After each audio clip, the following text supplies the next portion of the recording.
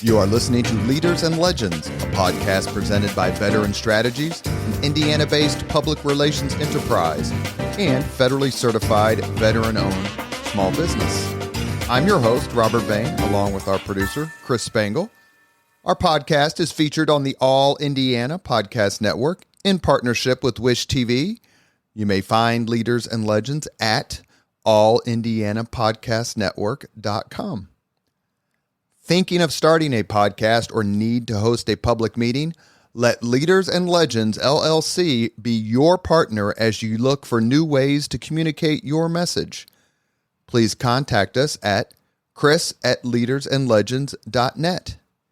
As always, all our podcast interviews are dedicated to the legacy and generosity of P.E. McAllister. Our guest today, Bennett Parten. He's a member of the new generation of Civil War historians.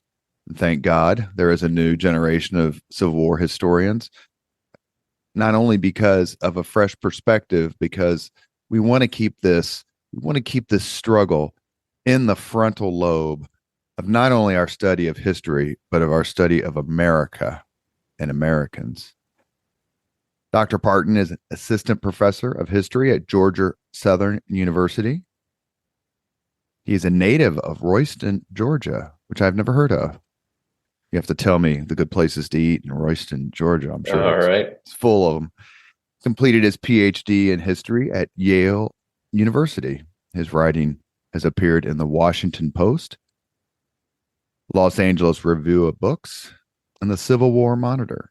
He lives in Savannah, which I also hope he thinks is too pretty to burn.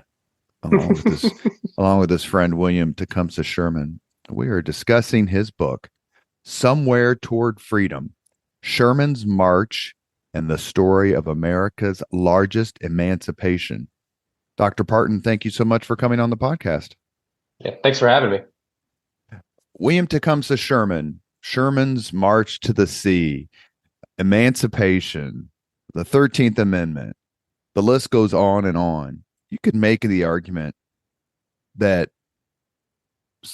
from September 1864, which is when Atlanta fell, or was captured by Sherman and his army, through April of 65, the assassination of Lincoln on April 14th, is the most interesting and the biggest watershed, seminal part of the Civil War. How wrong would I be? And how much does this march and how it dealt with emancipation, the freed slaves, either buttress my assertion or refute it? No, I think you're absolutely right. I mean, so much is happening. That's happening on the battlefield.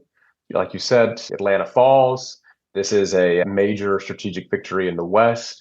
And as Atlanta is falling, Lee is pinned down at Petersburg in Virginia, which of course will be the next phase of that will be surrender at Appomattox. So things are certainly happening on the battlefield, but even in Washington, D.C. and elsewhere, there are real conversations about what's going to come next, right? Much of the 13th Amendment, as you said, is being debated and hashed out over the course of the fall of 1864 before being officially passed in late January. And then, of course, that doesn't even begin to talk about the official ending of the war in April, which happens to coincide right with Lincoln's death. So this is certainly a busy, important time in American history. And you're absolutely right. Sherman's March is a part of that. And one of the arguments that I have wanted to make about Sherman's March is that its social and political implications are just as important as its military implications. We tend to remember the march as being this seminal moment that led to the defeat of the Confederacy. We remember the burning of Atlanta, which happens before Sherman embarks on this march. And certainly I can say as a Georgian, the popular memory of the march in Georgia is one of destruction. You know, the grievances of white Southerners have been stoked by Sherman's march for a generation or more now. But what's important to recognize, too, I think, is this march was also a liberation event for enslaved people. It was an emancipation event and the largest in American history. And so because of this, and because of the size of the refugee movement of enslaved people that followed the army to Savannah, Sherman's March is going to set the stage for what's going to come next in Reconstruction. And in some ways, I think you can see Sherman's March as being a kind of early battle in the early phase of Reconstruction and as essentially setting the table for the kind of questions that are going to have to be answered in early 1865 and over the course of the summer of 1865 as we transition from the Civil War to the post-war period. So I think your assertion is absolutely correct. And I think the march plays a really important role in that story.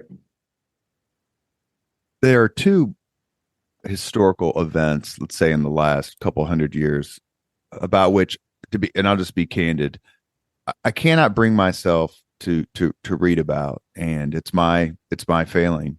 One of them is the Holocaust. Mm-hmm. I just can't bring myself to dig deep into it, even though I need to before my time ends. And the other is Reconstruction. It is, to me, as much of a tragedy as the Civil War itself, as the battles itself. How much did what happened on Sherman's March, what you detail, mirrors what happens in Reconstruction, or let's say the 4-year period where Andrew Johnson is president in between Lincoln and Grant? Yeah, well, I mean, it certainly mirrors it in the sense that Reconstruction ends as a promise unfulfilled. It ends with real ambiguity as to whether or not it was a success or a failure. And Sherman's March has a similar ending. It ends really with a moment of ambiguity, and we can kind of question, right, if it created a real opportunity, was it also an opportunity missed? Because the fact is, Sherman's March is going to set in motion a real mass of humanity marching to Savannah. That's going to include refugee enslaved people. It's going to set the table for a real redefinition of freedom to take place in America immediately after the Civil War. But one of the things that happens is that promise is going to be narrowed in scope and whittled away over the course of 1865, as you said, through the Johnson era. So the immediate aftermath of Sherman's March, its long history on the coast of Georgia and South Carolina, really, I think, mirrors the kind of problems and also the ending of Reconstruction on a much more broader national scale. But we can also see Sherman's March as having direct influence over Reconstruction, in part because it is because of this refugee movement, because of the march, that we get an effort at widespread land reform, that is, appropriating plantation land, handing it over to formerly enslaved people. That is attempted on the coast of Georgia and South Carolina in the aftermath of Sherman's March. Because it's attempted there, it suddenly becomes part of a wider more national Reconstruction, or agenda for Reconstruction, I should say. In some ways, too, you can trace the history of the Freedmen's Bureau, which is the central agency that is going to oversee the transition from slavery to freedom, built by the federal government. Its origins lie in the U.S. Sanitary Commission, which is a different story, but its origins relate to Sherman's March in the sense that its first and only commissioner, a man named Oliver Otis Howard, is going to be a member of he's going to lead Sherman's right wing, and will visit the communities around Port Royal, South Carolina, which for him will become a kind of model for what Reconstruction can look like and what a model for the Freedmen's Bureau can look like. And so in so many ways, we can see that Sherman's March and its aftermath and the need to kind of deal with the political and social implications of it, as I said, set the stage for Reconstruction and have real bearing for the shape of Reconstruction when we think about an organization like the Freedmen's Bureau, and also its goals and ambitions when we think about something like land reform. Just to change the subject for 5 seconds, who is the worst? Which president is worse? Since you're a scholar of the period, Buchanan or Johnson? I think Johnson, unquestionably. His actions or inactions had, I think, real tragic results. I mean, you can make a similar argument for Buchanan, but I think Johnson was I think definitely worse. I agree with that. And when everyone talks about the worst presidents, and I'm like, if you don't start the conversation with Andrew Johnson or James Buchanan, then I can't finish this conversation. Well, it's one thing to be inept, right? Or at least not interested. It's another thing to be inept and also obtuse and antagonistic. Yes, all the above. And one of my favorite stories of the post-Civil War era is when Andrew Johnson wanted to arrest Robert E. Lee, and Grant said, "If you attempt it, I'll resign my commission." And Johnson realized he wasn't jacking around with some half-drunk, you know, governor somewhere. Shows you the Yeah. integrity of Grant and the lack thereof of Andrew Johnson. Obviously, the Civil War gets studied, gets written about quite a bit. There are endless topics, whether it's political or diplomatic, military, social. You've chosen a very famous event, yet have put your own interpretation into play. A, why did you do so? And B, how difficult was it for you to find a new way to write about something that has been plowed quite frequently? Yeah. Well, maybe I can answer both those questions just by saying a little bit about how the book began. And as I've told folks, it has both a long story and a short story. And the long story, excuse me, is that I was born and raised in Royston, Georgia, which is just north of Athens, Georgia. It's in the northeastern part of the state. It's the home of Ty Cobb for any baseball fans. And every year, my parents would drive down to Hilton Head, which is in South Carolina, Fripp Island, which is in South Carolina, Jekyll Island, Georgia, Savannah, to the coast, essentially, to vacation and visit and everything like that.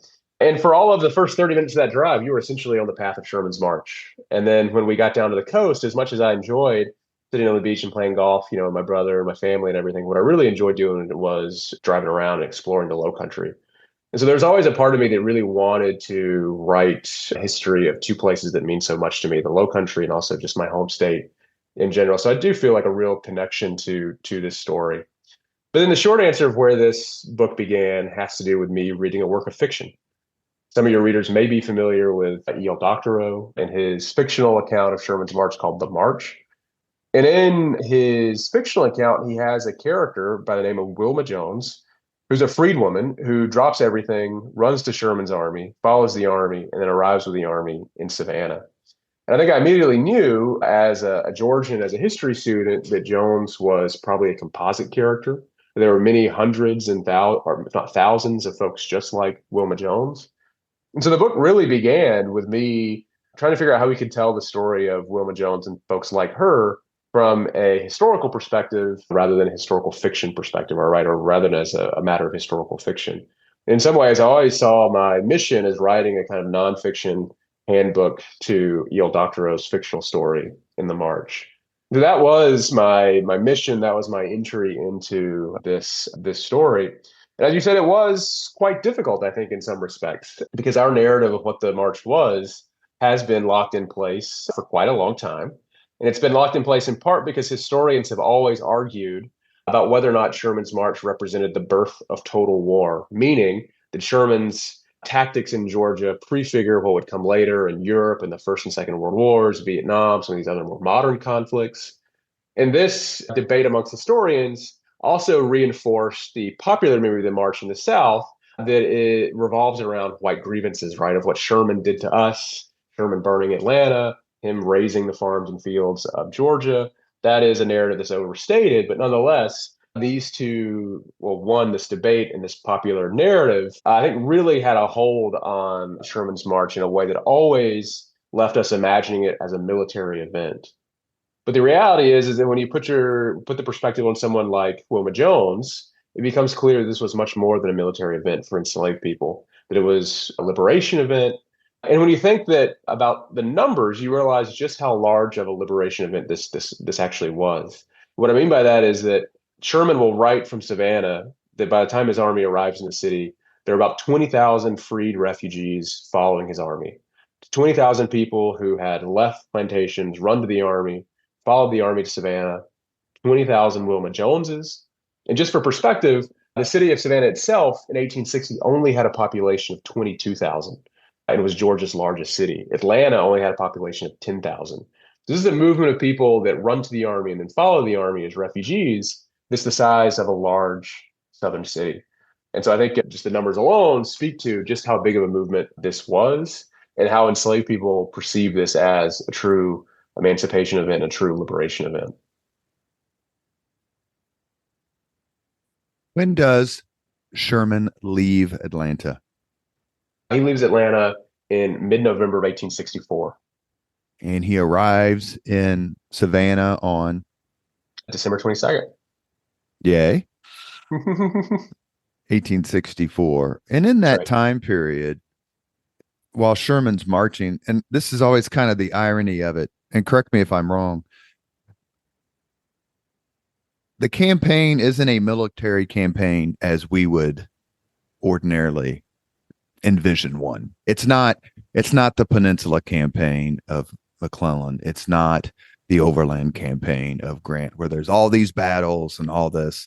The march itself, what was Sherman's strategic military goal? Because tactically it didn't have a lot of activity, and please correct me, but as far as I remember, it didn't. But strategically, it was such a big deal. And how did Sherman's strategic military goal get co-opted by the ex-slaves strategic personal goal of freedom? Yeah, sure. Well, Sherman's long view goal is to leave out of Atlanta, march to Savannah, and then angle his way up to the Carolinas and eventually reunite with Grant in Virginia. And hopefully this can be a kind of pincer movement that would, really put the pressure on the last Confederate armies in the field. But he also has another strategic ambition in that to leave Atlanta, he has to cut loose from his base of supplies. And in doing so, he orders his men to forage off the farms and fields of Georgia, both to sustain themselves. But for Sherman, this is also an attempt to target the emotional and material wherewithal of Southerners to really keep up the fight. It's a kind of emotional, psychological warfare, and also why some historians have seen this as kind of a birth of total war, or at least a preview of the idea of total war. It was never as stringent as I think our memory has us remember it sometimes. Nonetheless, that was Sherman's ambition. It's one of the reasons that the march is so unique. It's also unique in the sense that there's very little resistance, right? There's very few battles. There's one battle at a place called Griswoldville, but it's hardly a battle as we think of it. I think only 1,500 troops might have been engaged, only one of Sherman's divisions. Georgia can really only muster some pretty sad militia regiments. And then there's also a band of Roman cavalry, and that roaming cavalry.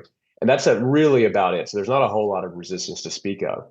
But nonetheless, when Sherman's foragers begin arriving on the plantations, they recognize that enslaved people are there. And they begin to recognize that enslaved people have a real part to play in this campaign. And they have a part to play in the sense that they are there allying with the soldiers. They provide intelligence, they act as guides, as scouts. And then maybe the best story of all is that in advance of Sherman's army, many white families buried their goods or hid their livestock. But of course, they didn't do it themselves. They forced enslaved people to do it for them, which armed enslaved people with real knowledge for where these things were. And they were always quite willing to help the foragers do the foraging by pointing to where the corrals were in the woods or where in the family cemetery some valuables had been hidden. And so enslaved people were incredibly present and acted as the soldiers' allies at every moment of the march.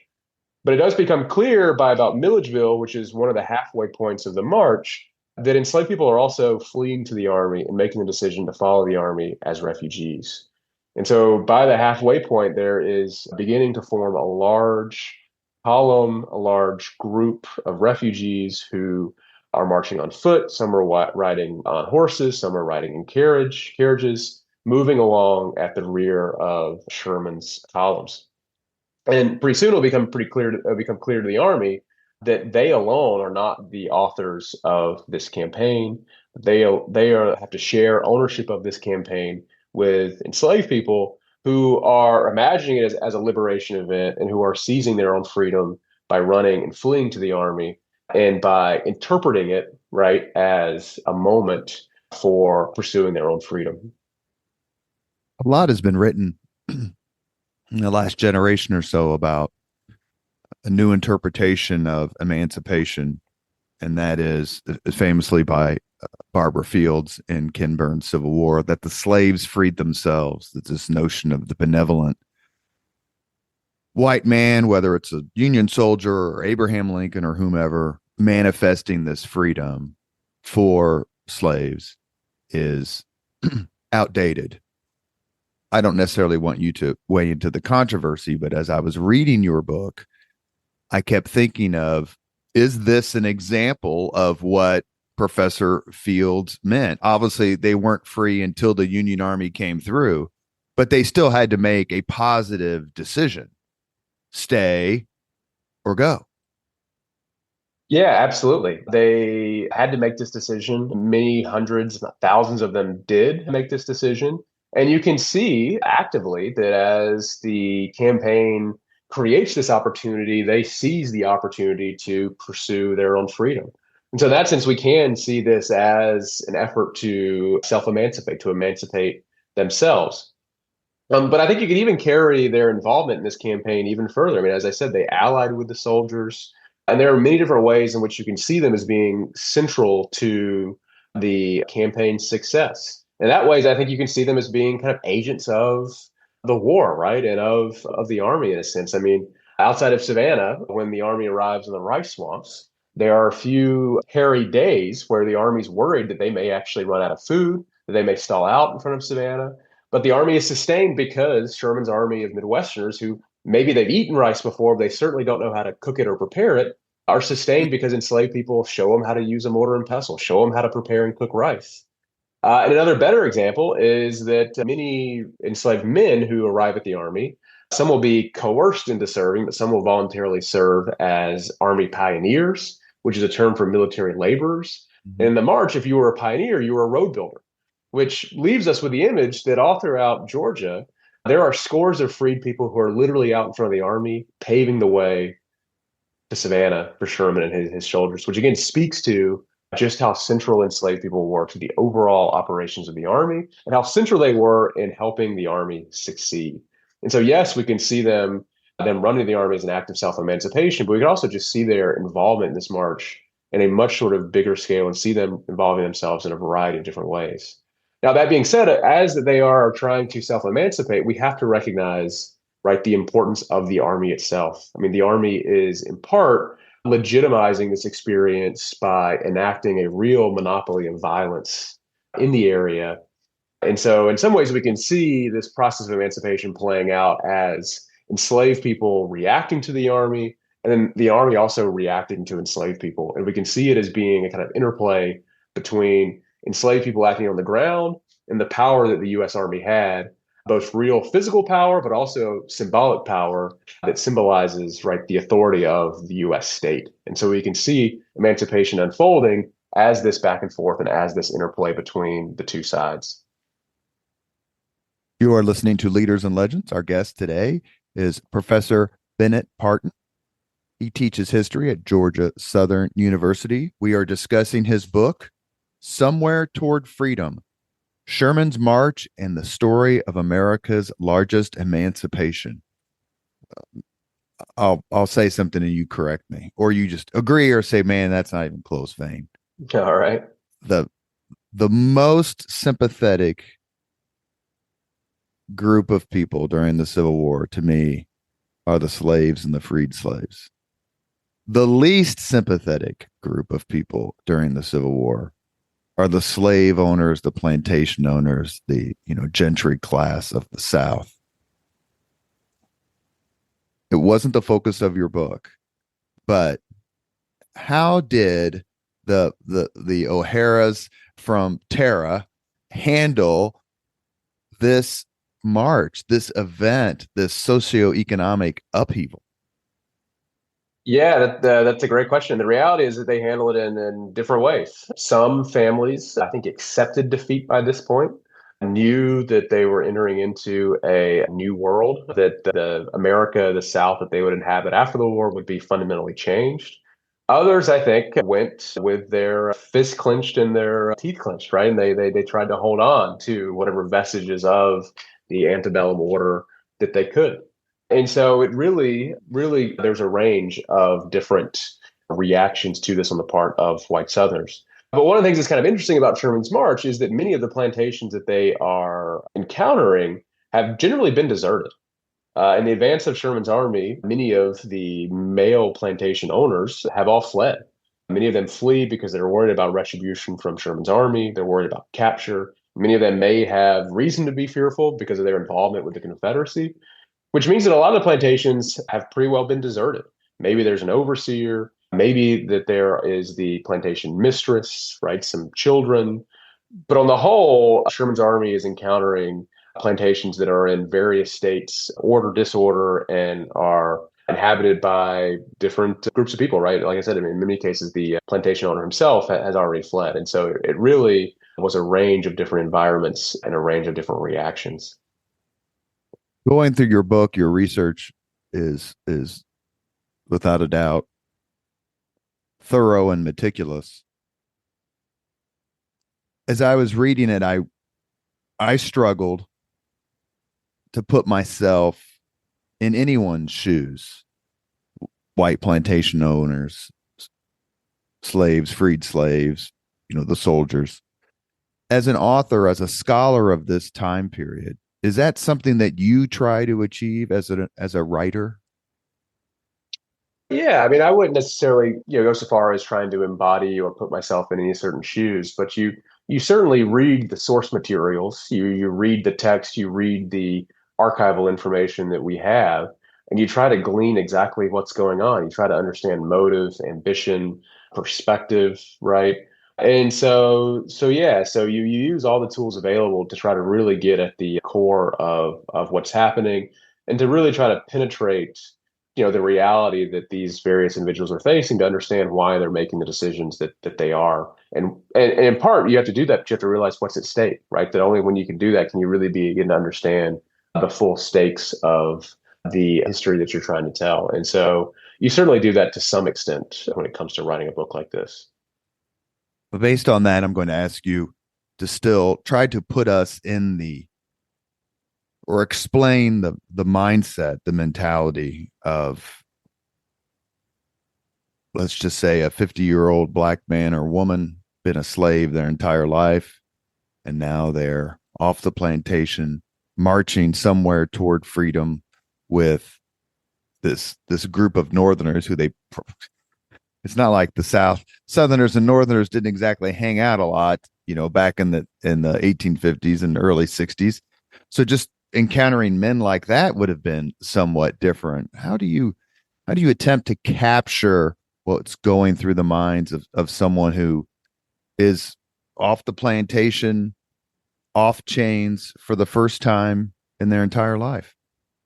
Well, we don't have to really work that hard to imagine, in part because they told us, right? The sources oftentimes speak for themselves. And the reality is that when many of the soldiers met enslaved people like that, they had conversations with them, and enslaved people often revealed their own thinking. And even if they didn't make the march, oftentimes they would explain to the soldiers why they wish they could or wanted to, but why they had to stay behind. And this reveals a real web of considerations that enslaved people had to make. So this is kind of the work that historians do when it comes to using sources and really, as I said, trying to glean the different perspectives. But enslaved people were clear, and they told the soldiers oftentimes that they had to worry about family. They had to worry about their own physical condition. I mean, this was a march that was going to be done physically. It was going to be done in the elements. It would last, well, we know it lasted a month and a half, but at the time there was no end destination. Who knew how long it would take, right? So there had to be some sort of assessment of one's physical ability to make this march. As I said, there's a consideration of family. Is leaving with the army going to mean splitting up from loved ones, from a sense of community? Did one have a horse or a buggy or access to food to maybe make this journey easier? And then, moreover, there's a calculation that has to be made of what can be gained and what can be lost, right? Is trekking out with the army to some ill-defined place of freedom a risk that's worth taking over what could be gained by staying in place, staying amongst community, and seeing how the political dynamics of the post-war period plays out, right? These are all really heady calculations that enslaved people have to make. And for every person or every 20,000, right, who every one of the 20,000, I should say, who make the decision to march with the army and arrives in Savannah, there are many others who make different calculations and decide to stay. Or they follow the army and they decide to turn back somewhere along the way, which is something that we know also happened. And so it's really a complicated moment where people are making some really heady and profound decisions about their lives and about the future that they might enter into. Your book starts out with kind of one of those stories about family. Please tell the Leaders and Legends podcast audience the story to which I'm referring. Yeah, so it's a story about an enslaved couple. They are both enslaved outside of Atlanta. They arrive at the army when the city falls, and they both find work for the army. The wife becomes a laundress and a cook. The husband becomes a wagon driver for the army. And when Sherman's army pulls out of Atlanta, they both decide to go along, in part because they had a long lost daughter who had been sold away.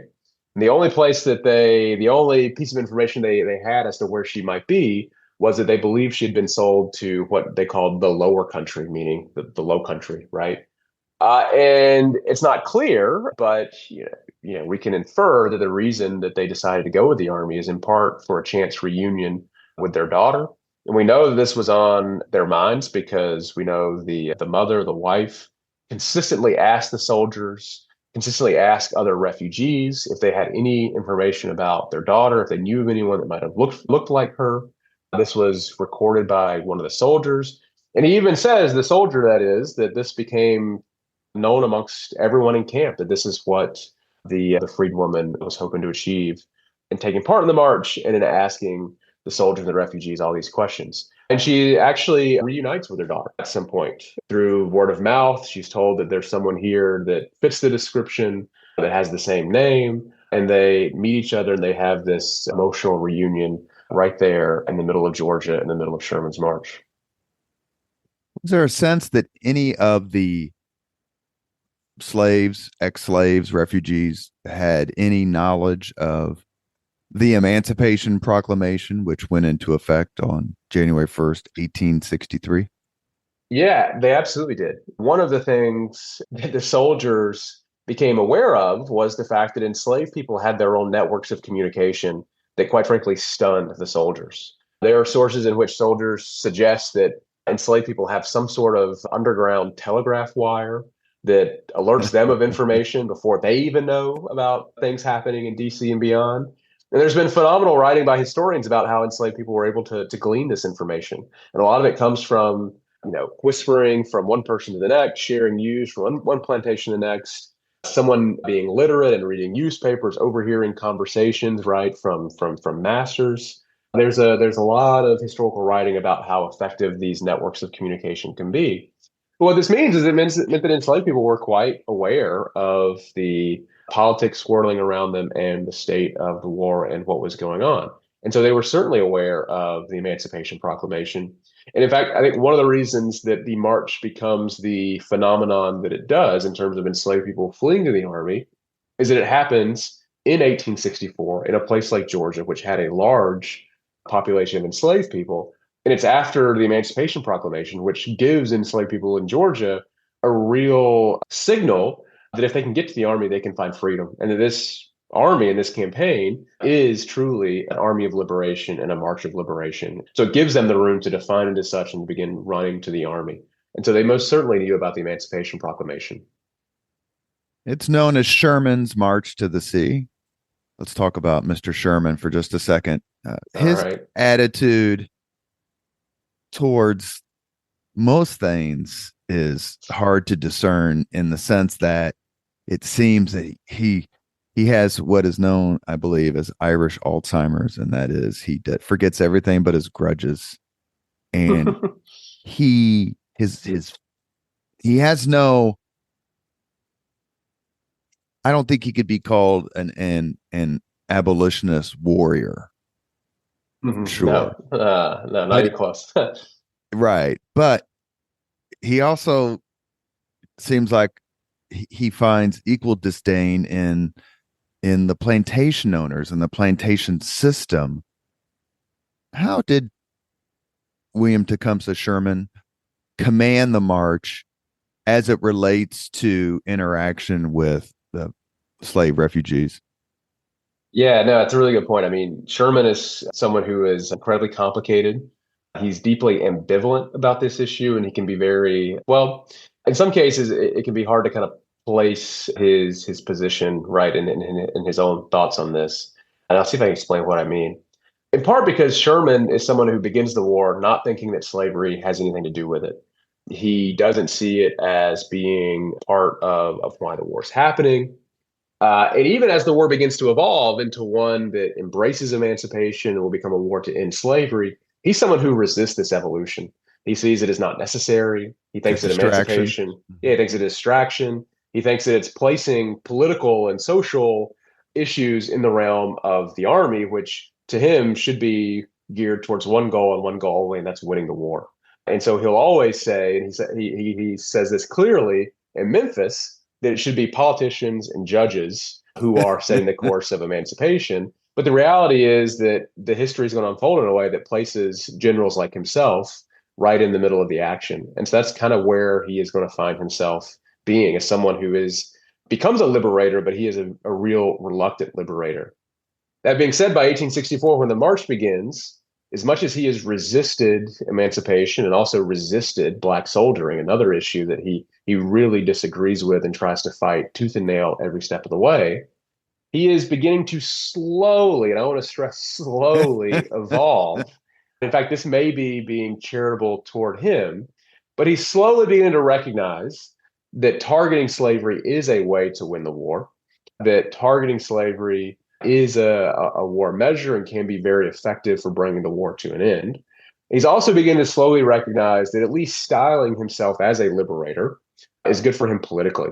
He's someone who didn't like politics. He didn't like to play politics, but nonetheless, he began to realize that this styling himself as such, right, was good for him, could be good for him politically and could take the heat off of him. And so when the march unfolds, he is beginning to, as I said, slowly evolve into these two positions.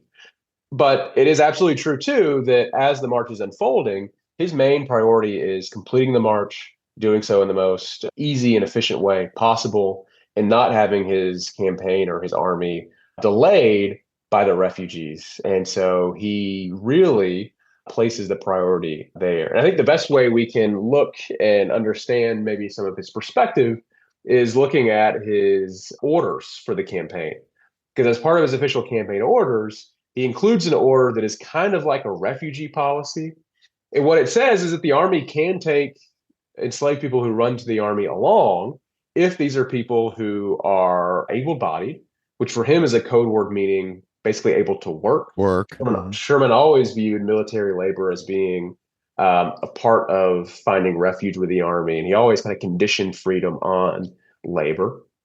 But he also says that while that's the case, it's the officer's first duty to see to his own men and to the success of the campaign, knowing that the issue of supplies is a serious one. I paraphrase that, but that's essentially what his order says. And so again, we can see him placing a real priority on supplies, the movement of his army. We can see that's where his priority is. But the reality is that Sherman sets this order. He assumes that his army is going to be able to implement it and that his army and his soldiers are going to be the ones who contain this march. But what's going to become very evident by halfway through the march is that enslaved people are going to run to his army no matter what, that they are also going to have a say-so in what this campaign looks like, whether Sherman likes it or not. We should note that Sherman, I believe, started the Civil War down in New Orleans, had been posted in the South, and had a sense of Southern life and Southern attitudes. Yeah, I mean, Sherman was born in Ohio, but for all intents and purposes, he was kind of a Southerner. He had been posted in Florida after West Point. He later spent a significant amount of time in Charleston. He would spend a significant amount of time in St. Louis, which Missouri was a slave state. He had spent a significant amount of time in New Orleans while he was still in the Army. And then he'll go to California for a while, but then when he returns, he bounces around a handful of different positions. But then you're right, he finds himself in Louisiana teaching a college that is the predecessor to today's LSU. And he's there serving as a military superintendent. It's a military school. And he says at one point to his wife that his views on slavery are good enough for this country, country meaning the South. He does all he can to convince his Southern colleagues and friends that he does not have anti-slavery abolitionist views as a way to stay in the South, right? He doesn't want to have to Mm-hmm. flee. He doesn't want to be purged or expelled from Louisiana, from his position.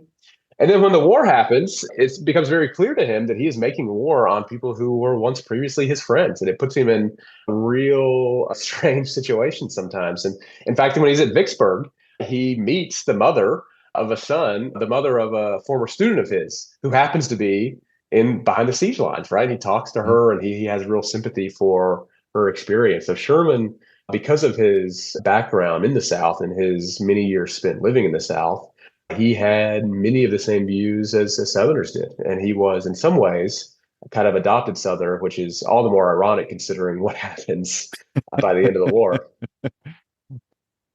You mentioned politics. Sherman's brother, John, is a senator from Ohio. But the only the thing that I found interesting in your book is when there were so many things I found interesting, but as someone who really enjoys the political history of the Civil War and this entire time period, Stanton makes a visit. Edwin Stanton, who's the Secretary of War. I think he was Attorney General, maybe under Buchanan, but he comes down. He is a radical Republican in slavery, all those sorts of that you would associate with a radical Republican in those days. Stanton and Sherman got along really well at the time. That ended in May or June of 1965. But Stanton comes down to visit Sherman and the Army. What was the purpose of his visit? And what was the reaction of sort of the religious class of leaders that were representing the slaves, the freed slaves? Sure. Yeah, so Stanton comes, I believe he arrives in Savannah maybe on January 1st, 1865. It's not the first, it might be the second. So it's very early in 1865 in the new year. And ostensibly, he has come down to requisition cotton that has been left in the city and essentially to investigate and inspect and then take control of the cotton that's still there. But it's also very clear, and it becomes very clear to Sherman, that he's also there to launch a mini investigation. And he's there to investigate exactly how Sherman handled emancipation along the path of the march. And one of the reasons that he's here investigating it is because there was a real tragic moment at a place called Ebenezer Creek, in which one of Sherman's subordinates, a man named Jeff C. Davis, not the Confederate president, different person, in which Davis pulled up a set of bridges before the refugees could cross, which led to a Confederate cavalry attack that left enslaved many of the refugees either being captured and re-enslaved or killed on the spot, or it led many of them to drown in the current as they tried to escape. It's a really dark, tragic moment. And word of it gets out. And so by the time Sherman has settled into Savannah, Stanton arrives wanting answers. And as I said, he's there ostensibly to requisition the cotton, but he's also there to begin asking questions about what happened on the march, what happened at Ebenezer Creek, and what happened to the refugees. And Sherman doesn't really give him very many good answers. He tries to have Davis basically speak for himself. But eventually, Stanton will ask for a meeting with 20 of Savannah's Black religious leaders to essentially get their take on the present situation in and around Savannah as it related to the refugees. But in this meeting, he's also going to ask Sherman to leave the room and ask the 20 leaders what they think of Sherman, which is basically a kind of referendum on him and his conduct. And they will all say that they found him to be a gentleman. They celebrate the fact that he is there. So Sherman gets the vote of confidence that he desperately wanted in that moment. But you're absolutely right. I mean, his relationship from this moment on with Stanton will become incredibly fraught, which is all the more interesting because Stanton is very good friends with his brother John. And in fact, they're next door neighbors. So they have a real personal connection through John Sherman. But this will be really the beginning of an unraveling of a personal and professional relationship between William Sherman and Edwin Stanton. We will discuss that in detail when you come back on the Leaders and Legends podcast to discuss your biography of W.T. Sherman. And I thought I qualify it as an irony. So if you think I'm off base, tell me. When slave owners, slaveholders tried to justify slavery or their treatment of the slaves, one of many excuses they gave was the benefit of Christianity to a group of people who never would have experienced it in Africa. And so therefore the slaveholders have given them Christianity, and that's one of the benefits of being a slave, however you want to say it. But yet the cohesiveness and the intelligence that is attended to being a religious leader gives Christianity an organizational power that helps the freed slaves. Am I saying that in a way that makes sense? Because immediately they went to the religious leaders of Savannah. Mm-hmm. Yeah, and this is something. Go ahead. No, go ahead. I was going to say, well, this is something that has a deep history, and you're absolutely right. I mean, when we think about the pro-slavery argument in the antebellum period, one significant part of that argument is the argument that you just suggested, right? That plantation owners, Southerners, pro-slavery advocates made this pro-slavery argument on the basis of religion and evangelism. But it's also true that, and historians have done plenty of writing about this, that religion itself becomes one of the real cornerstones of the slave community, and that enslaved people adopt Christianity, and it becomes hugely important to the world they make within American slavery itself. Many of them will read into their own experiences the plight of the Israelites. They'll read into the New Testament the ideas of liberation through Christ, and they'll begin when the Civil War. Well, when the Civil War begins, they will look to the Bible and look to religion as a kind of prism through which they can understand and interpret the political dynamics and the political stakes of what's happening around them. They'll invoke religious language to describe the moment. This is something that is evident if you just read the sources. And as I said, there's been plenty of historians doing really good work on that. And so it's no surprise either that when Stanton arrives in Savannah, he would ask for these religious leaders, in part because pastors in these communities are often folks who are in leadership positions, right? And who have connections with folks. And this becomes a mainstay through Reconstruction as well, right? And so religion absolutely plays a key part in this story. And the point that I just would like to make is that this is something that has real deep history in the antebellum era and has real importance for the history of slavery and the kind of culture and community that enslaved people found within the structure of American slavery. They encountered a group of leaders, educated men who looked like them. That's right. Yeah, that's right. Absolutely. That is a very clear answer to a very opaque question. Thank you, Professor Parten, for rescuing me. We are discussing the book Somewhere Toward Freedom, Sherman's March and the Story of America's Largest Emancipation. Our guest is Professor Bennett Parten. I wanted to make sure in the few minutes we have left, Port Royal.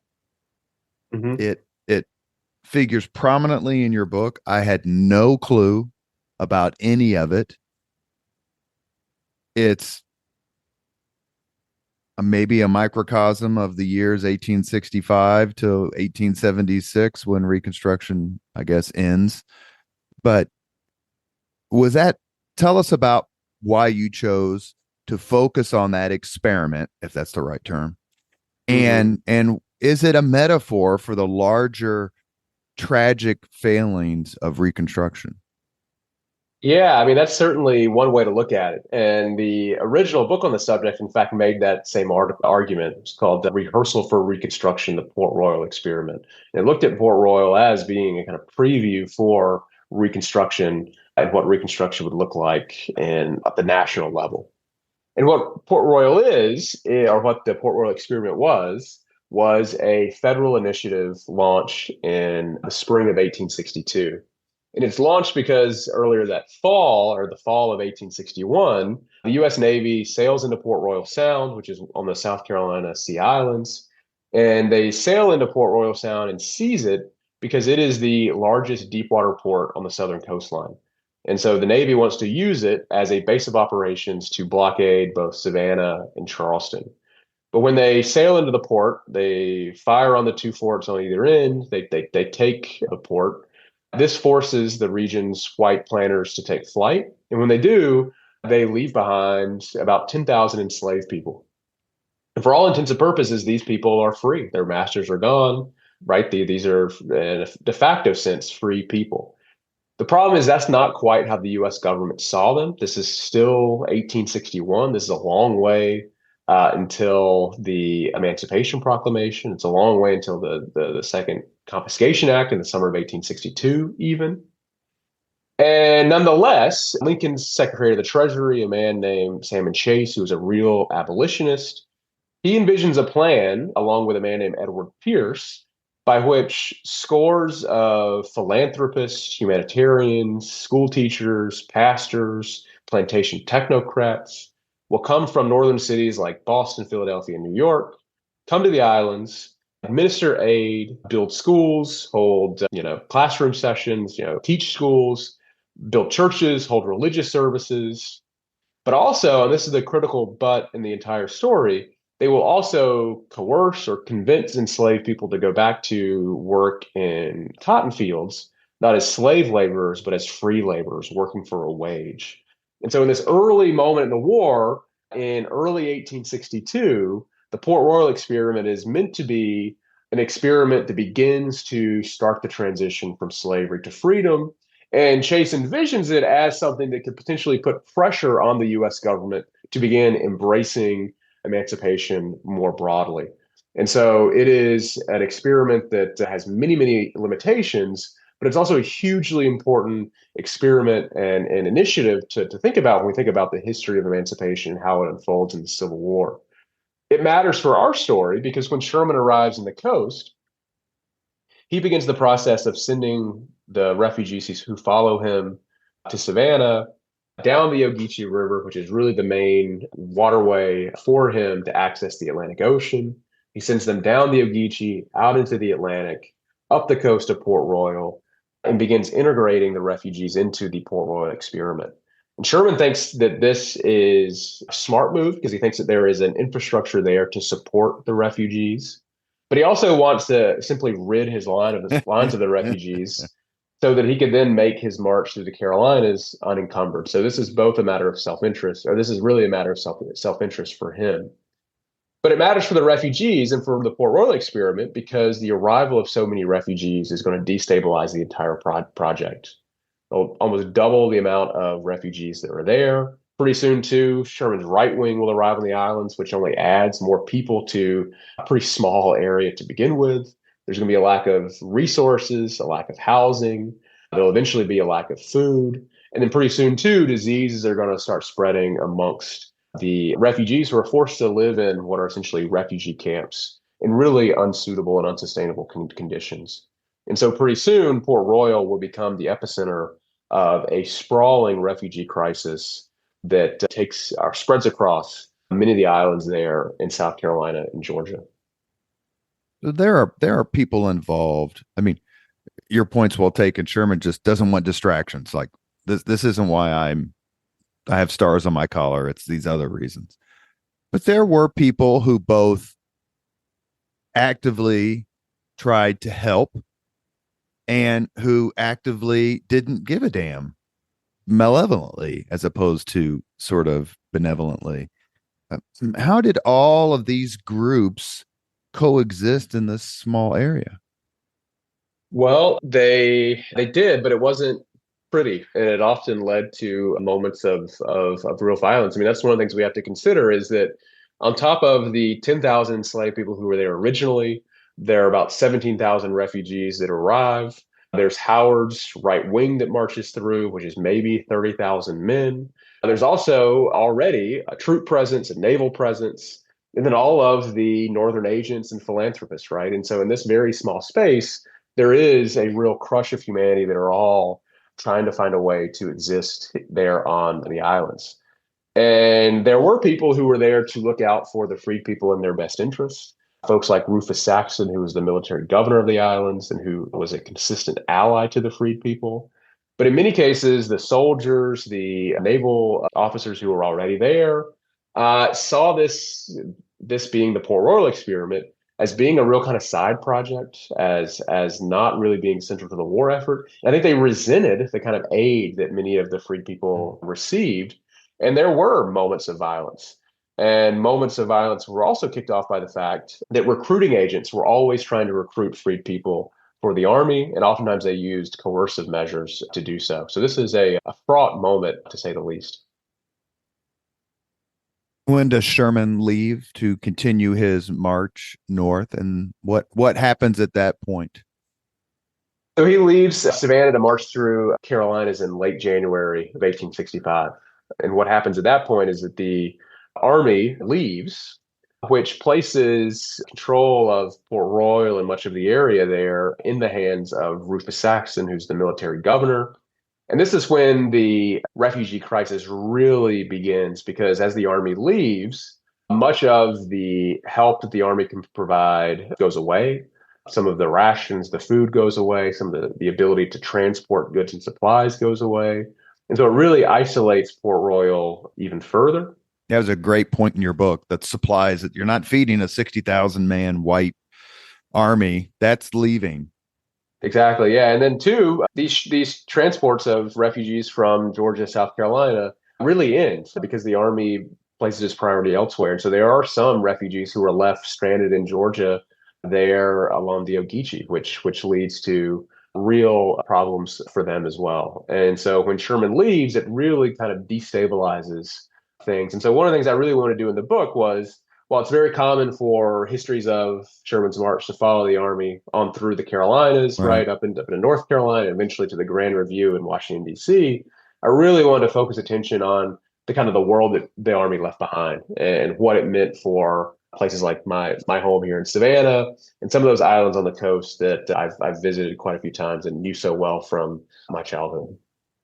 And you do, may I say, a terrific job of articulating that. And to be candid, whether it was, the general who marched to hell or some of the other books that I've read on Sherman's exploits, really starting from September of 64 through the Grand Review in the summer of 65, I didn't give it 2 seconds of thought, because I'm reading about the army and the army's gone. So I'm not paying any attention to what happened. One last question before we ask you the 5 questions that we ask all our guests. You've got politicians, generals, refugees, soldiers. If you could sit down and talk to a group of 5, which group would you choose? Oh, well, I think, you mean 5 individuals from one single group? Yeah, yeah. Yes, sir. I think it'd be amazing to talk to some of the refugees and sort of get their perspective on things. I mean, the reality is that it is hard sometimes to look through the source collection and really see their political ambitions and political aims. And one of the things I want to do in writing this book was highlighting the kind of visions they had for a post-war future. This is something that you can't find a whole lot of, but we can glean it in bits and pieces here. But I would love to have been able to sit down and had a fuller picture, right, and more of an in-depth sort of perspective, right, on the kind of political ambitions that they might have had in making this journey. A dream passed down through generations that comes true.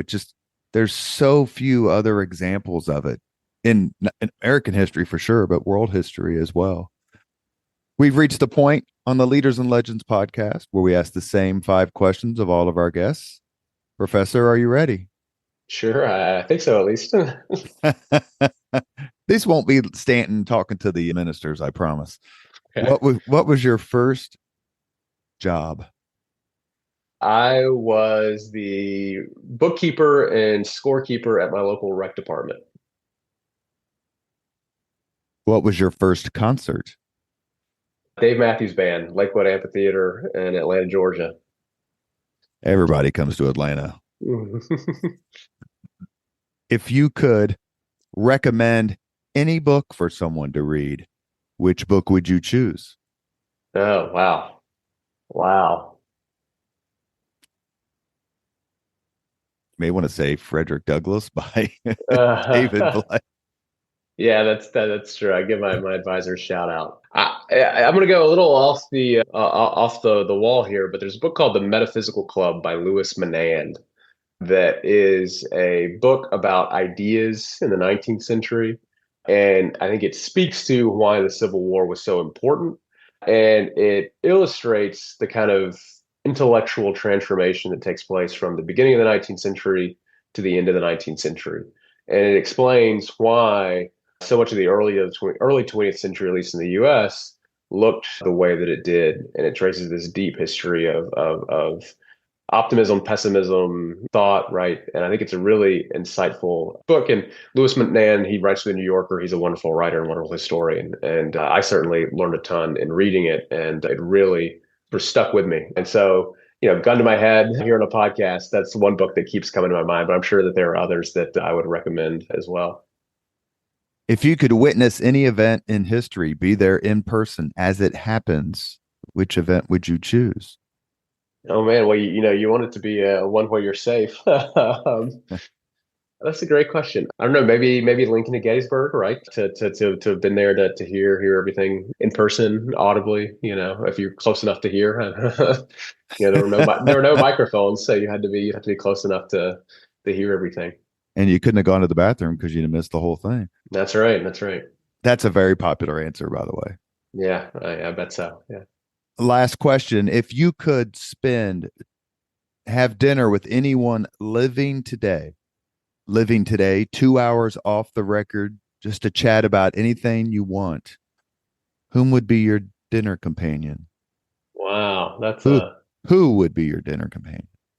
that's another really really great question. The living part of this is the hard part, because I ask a similar question to my students as a kind of an icebreaker. And I always say that my answer would have been Anthony Bourdain, which of course, unfortunately, he's no longer with us.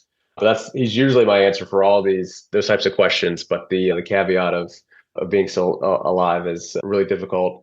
And so in that case, maybe I'll kind of also have a cop out here, and I would say maybe Kirby Smart. He's the coach of the Georgia Yeah. Bulldogs, my alma mater. I'm a huge Georgia fan. I grew up outside about 20 miles north of Athens. And Kirby himself is also a Georgian. He's a Georgia alum. And I'd love to just sit around and talk with him and, have a drink with him and get his thoughts on things. He's a phenomenal coach, a great interview. And I guess I'm thrilled that the background I have for my Zoom calls obscures all of my Notre Dame memorabilia. Oh, is that right? Okay. Yeah, yeah. Yeah, I don't like to reveal how big of a Georgia fan I am, but like I said, I grew up right outside of Athens, went to UGA, and Kirby is also a Bulldog. He's an alumni. He's also a Georgian, and so I think it could be a fun conversation. You have been listening to Leaders and Legends, a podcast presented by Veteran Strategies, an Indiana-based public relations enterprise. As always, all our podcast interviews are dedicated to the legacy and generosity of P.E. McAllister. Our guest today, Professor Bennett Parten, author of Somewhere Toward Freedom, Sherman's March and the Story of America's Largest Emancipation. Professor, I don't know how many books I've read on the Civil War. It's well more than 100, maybe even close to 200. Very few that I've accepted when I didn't know what the hell I was talking about. And when it came to the stuff that you were writing about in your book, it was new, it was fresh. It swept away my ignorance of a time period that's both very joyous but interminably sad. And I thank you very much, not only for writing the book, but being on the podcast today. Oh, well, I appreciate you having me, and hopefully we can do it again sometime. And I think we'll be able to, because of the marvelous generosity of Rebecca Rosenberg, who is so awesome, who's a publicist at Simon and Schuster, and she sends people my way. Rebecca, if you're listening to this, I guarantee you Bennett's really excited to have met you. But Oh, absolutely. I'm very grateful to have you in my life, even if it's just through this podcast. So thank you. Thank you very much for listening to Leaders and Legends, brought to you by Veteran Strategies Incorporated. If you want to contact us about this program or our menu of public relations services, please send us an email at robert@veteranstrategies.com. That's robert@veteranstrategies.com.